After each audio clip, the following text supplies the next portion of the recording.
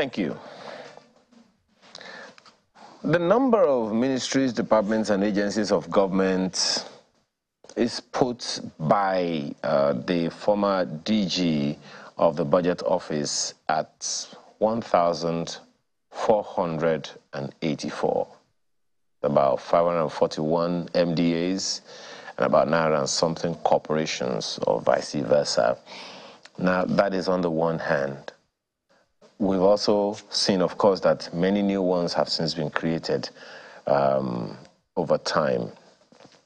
Now, with such a large number of agencies of government, it's not surprising that a huge chunk of revenue generated by the country now goes into the upkeep of these employees.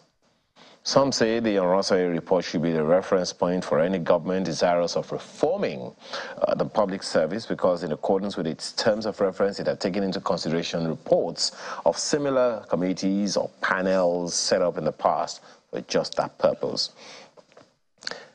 In this case, there were the Alice Yaida report of 95 and the Ahmed Joda report of 99.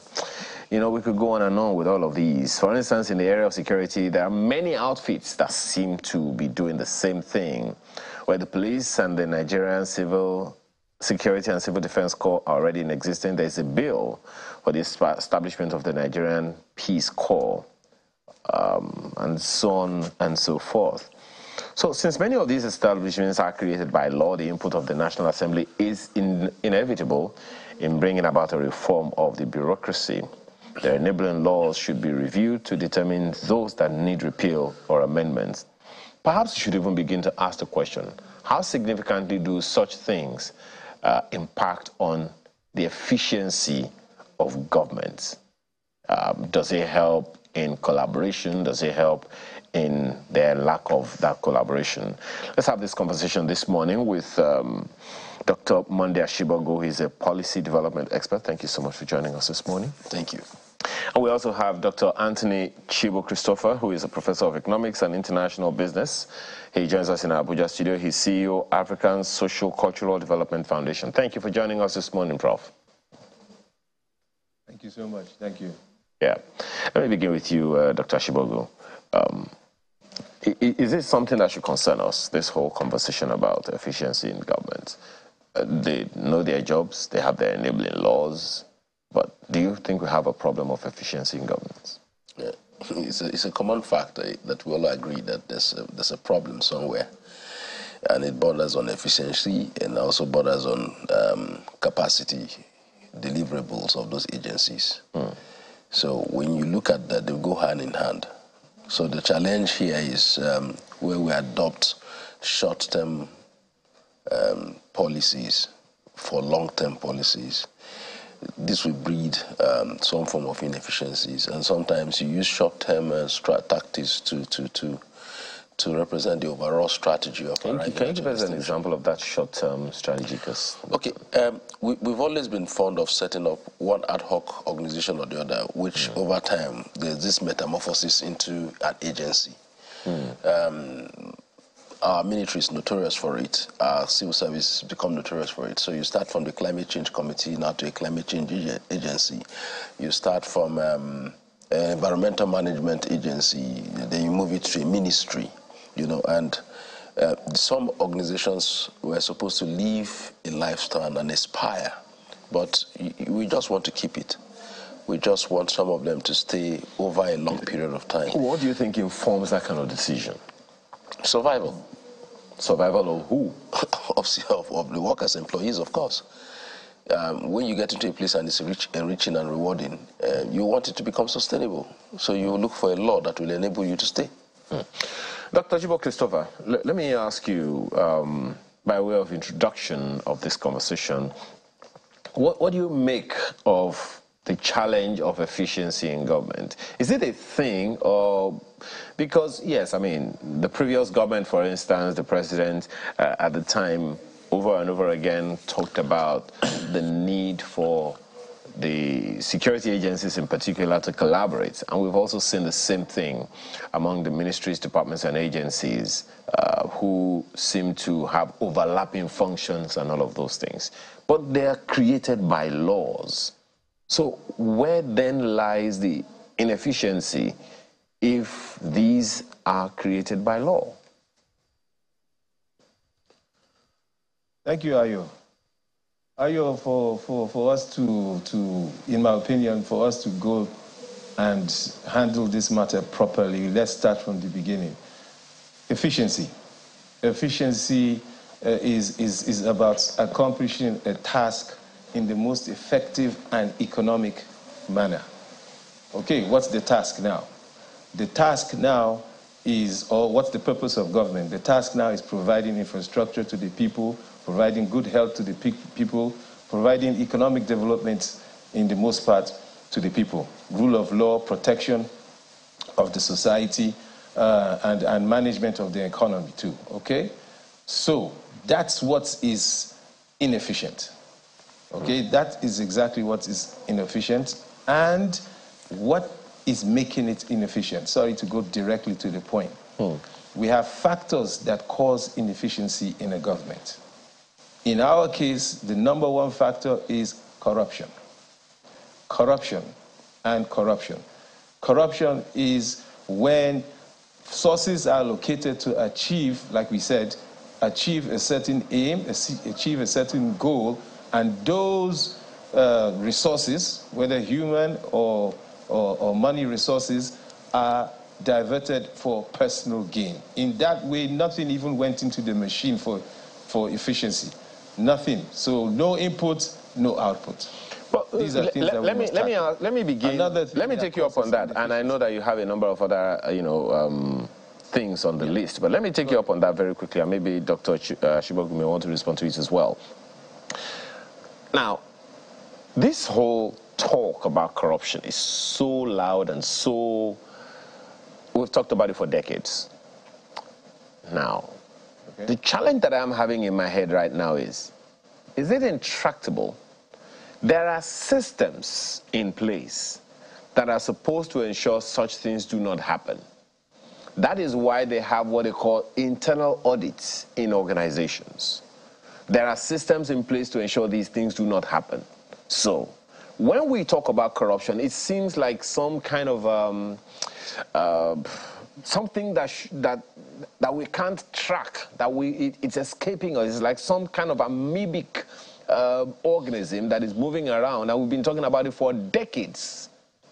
And quite frequently, it's either no one gets arrested or held for it, or whoever gets arrested for it, a number of people say it's just like a slap on the wrist. So if it is so important, such a serious issue, why is it being so escapist, if I can put it that way? Yes, I agree with you. Corruption is mega important. It's very important. It's the key thing leading to inefficiency. Now, why is it escapist? I'm really sorry to say this, but corruption is our culture right now, or should I say, it's part of the culture. It's so normal in our society that if you're not corrupt, if you're not doing what I could define to be corrupt, then something is wrong with you. And so there is nothing you're going to do that is going to be efficient if you do not tackle the culture of corruption. And that in itself is a mega task.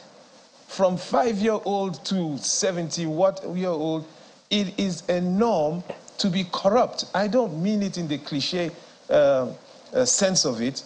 It is a norm to want to benefit illegally from funds that do not belong to you, but belong to the state. Okay. It is a culture. It's in the culture in the office, it's a culture in religious places, a culture in society. Okay. Well, so why is it endemic? Why is it escapist? It's because it's when everybody is involved, then it takes a cultural transformation of the mind to get one or two people to go against the norms of culture Yeah. to change it. And that is the definition of a revolution. Now, you've just given a task to the next Minister of Information and National Orientation, but we'll come to that one. Do you agree with him about the impact of corruption on efficiency or a lack of it? Absolutely, I do.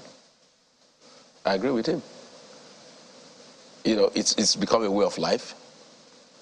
But he also, you know, literally said, look, this is not just about one individual. It's something, it's communal, so to speak. You see, let's look at even poverty, and then we can look at corruption. They have some correlation, right? And over time, people are looking for how they can move away from a particular cluster of lifestyle and migrate. And sometimes they feel that this is how to go about it. Whether you're poor, whether you're rich, you just believe that the endemic way of life, which is corrupt, is okay by you. And it gives also the citizens some sense of entitlement. You get to someone, he says, are you not going to do this for me? You came all this way and you're telling me there's nothing to be given. These days, even kids, when sent on errands, when they come back with your change, they hold back your change and look directly into your eyes. So you see, it's become a norm over time. Good. Right. So bringing up this question, do those who are corrupt, who are not in government, do those who are corrupt know that they are corrupt? Are we living in isolation? Let's face the fact. Whether you're in government or in private sector, we live in the same community. You don't understand what I'm saying. You just the knowledge of, see, you just said something. If you grew up, in a violent environment, you are likely to believe that violence is a way of life. Exactly. So that's the reason I'm asking the question: do those who are performing these corrupt activities, do they know that it is corruption? Definitely, there are rules and regulations. So the 5-year-old, for instance, knows that it is corruption to ask to keep the change, to be gratified, not keeping the change. Keeping the change is another thing. That's theft. Okay. But we're talking about a way of life that encourages people to be entitled to act for that which is not theirs, to feel that they need to get gratified for anything that they do, which is why outside I'm asking, what is which is why I'm asking the question. Income. Do they know it is corruption? It's corrupt practice. Of course. Why wouldn't you know it's corruption? You know that where you work, your salary is 10,000 a month, but you're earning over 60,000 in a week, and you know quite all right that fund ought to be within the coffers of your organization, and you say you don't know. Are you going to act? You're not going to act out of ignorance. The fact remains that you've seen it as a way of life. You've seen that those who should be gatekeepers and the means of deterrence are also compromised. So there will be a settlement mechanism. Everybody will take part. So in the entire chain of activities, from those who are involved in enforcement, from those who are enforced in legislation, from those who are also involved in making sure that this doesn't happen, everybody is compromised. Okay. So it becomes a way of life. Now, the thing is, as he said, if someone, one or two persons, get into a particular place that creates this reorientation is not just about a ministry.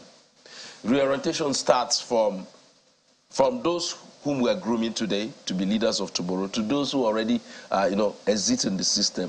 There must be some mechanism in place. And let me tell you, to displace a particular system that exists or a way of life that exists, there must be some form of compensation that gives way to the other. What will you put in place to compensate for corruption? Well, that's why you are the policy development expert. We'll come back to that one. But Dr. Chibo Christopher, let me ask you the same question I asked him now. Do the corrupt, from the 5-year-old to the 70-something-year-old that you talked about, does the corrupt know that he or she is corrupt? Especially when, as you also said, both of you have agreed, it has become a way of life. I like your question. Your question is not an easy question to answer in 3 sentences. I will start with yes and no. That is, do they know they are corrupt? You have to look at it from the demographic point of view now, the age. The people that went to missionary schools that are in their 70s, now 80s, maybe 60-something, of course they do. They know what is right. They know what is wrong. They know they know they're not supposed to be diverting government funds, yet they do it. Now, coming down to those that are about 60, 50 or something, yes, they do. Some time ago, it was said in religious places, we know what is right, we know what is wrong, but you know, it's hard to do what is right. It's the flesh, sorry to put it that way, the human being, it's easier to do what is wrong. Then you now come, and this is where culture comes, you now come to the teenagers now, the 20-something-year-olds and down. This is the difficult part. Let me repeat your question. Do they know that corruption is wrong? Do they know that they are corrupt? I want to be a bit scientific and say not too much.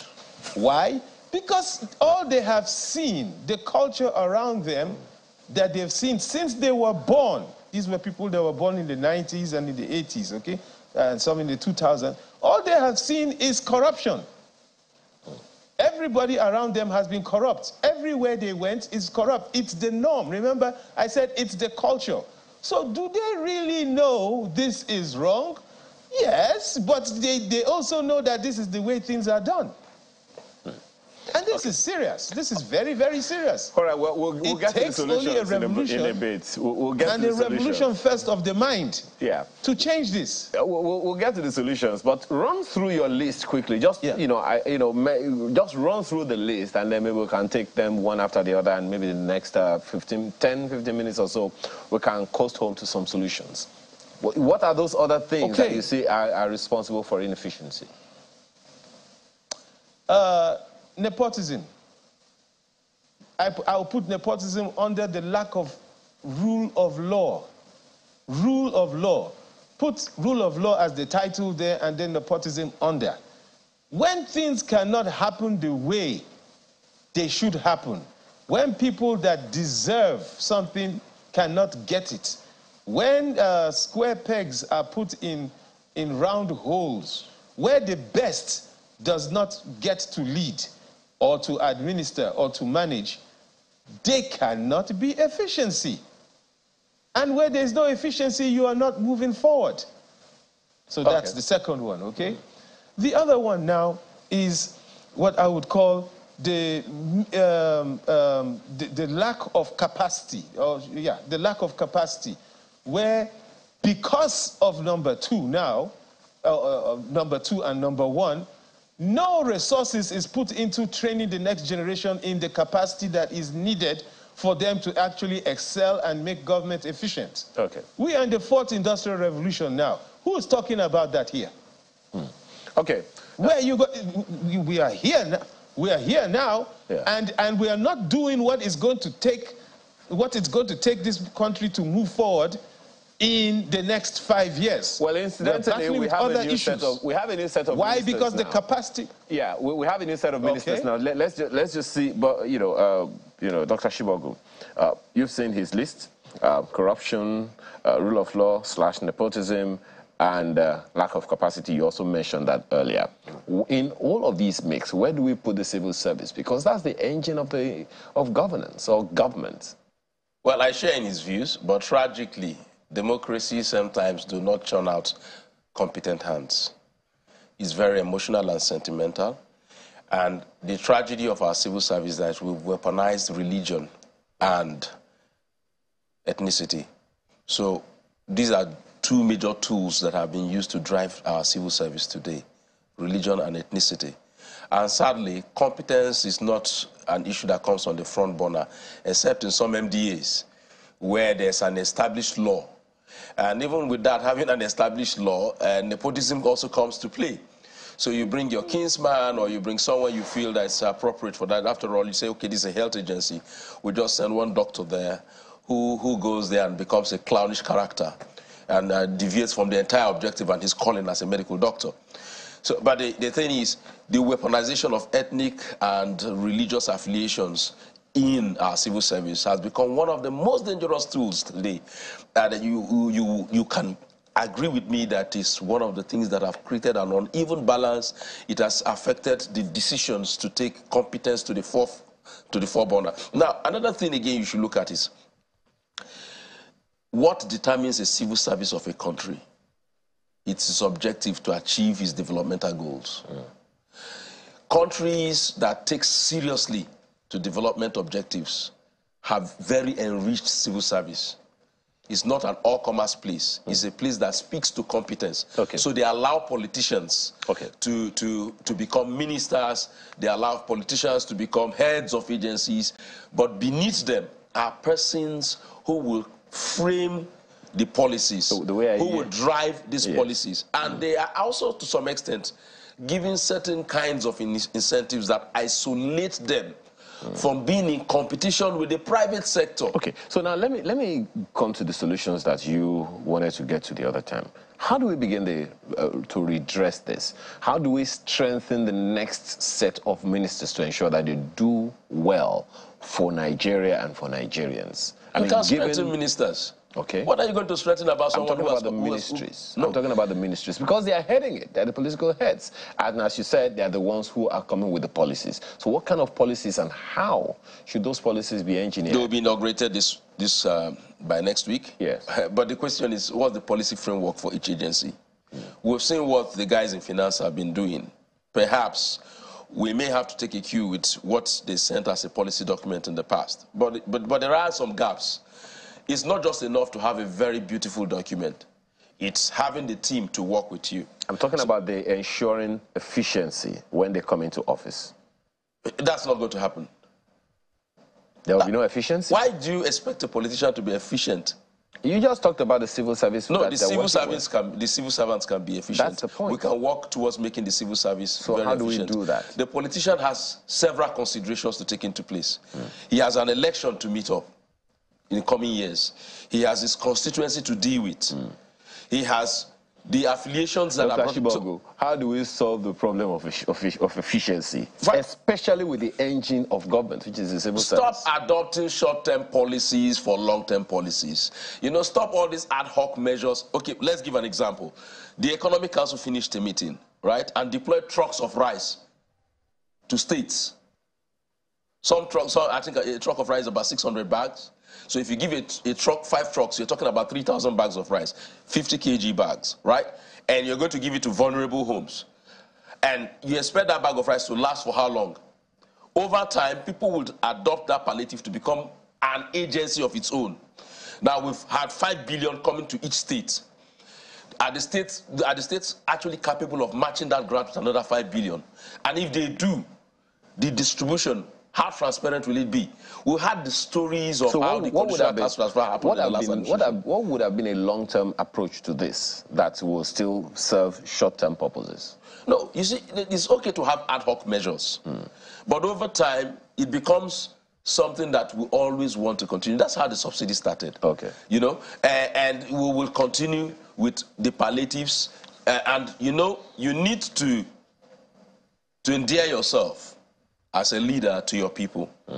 You must also reflect your policies on their lifestyles. Now, 3,000 bags of rice arrives a state. How do you think it will be distributed? So it's a short-term, you think it's a short-term solution that may be sustained and will also invoke... I can tell you for free that most states will continue with this policy. All right, Dr. Chibo Christopher, how do we begin to tinker with our systems to ensure sustainable efficiency in governance?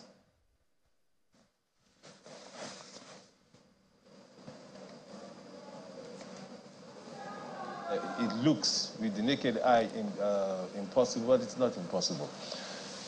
Recent research we conducted in my school, in my university, showed that in dire situations like this, especially in African countries, the best thing to do was to adopt policies and implementation of those policies that enforce the goals.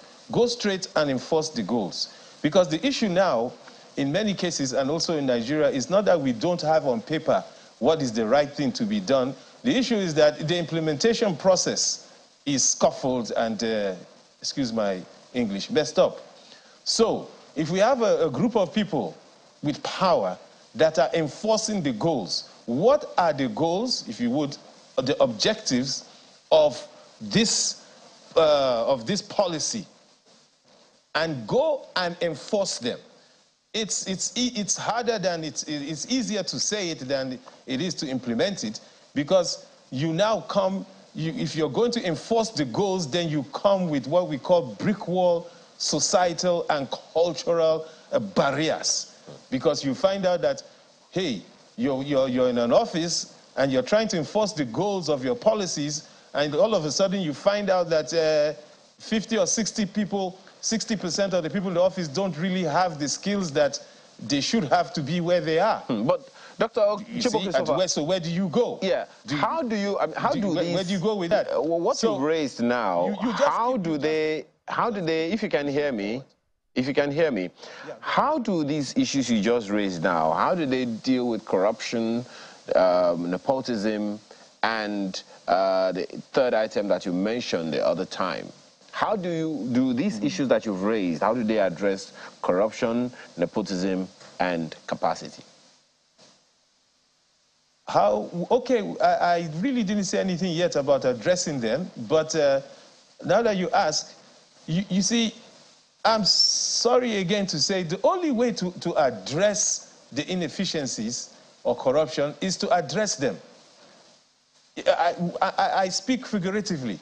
When a society has decided on its own that enough is enough and things have to move on, first of all, they have to come to the understanding that the reason we are where we are is because things are not working and things are efficient.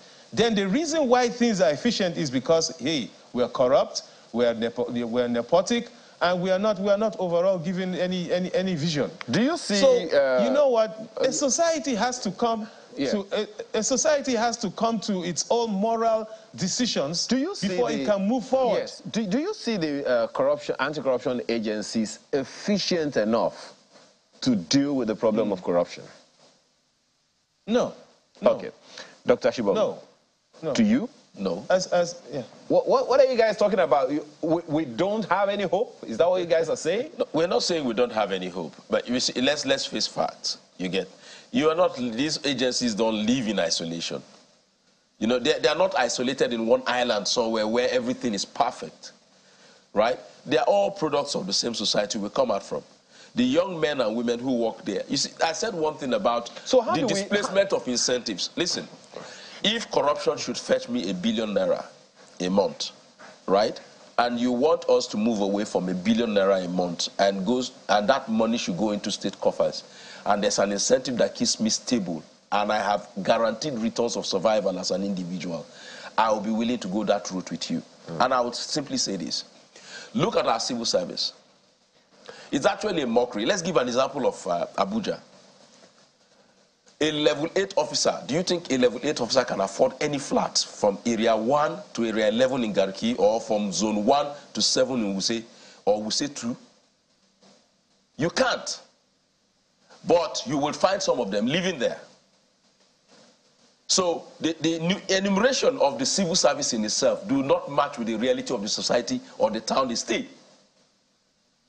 So if you are asking someone to deviate from looking for other sources of income where he sees it as a way of life now, you must also create the incentives to push them away from that system. So that is the only solution. The system also do not give guarantees for any service delivered. So I work today, I'm not assured that if I have a contract with government and it says 90 days delivery, on the 90th day I'll be paid.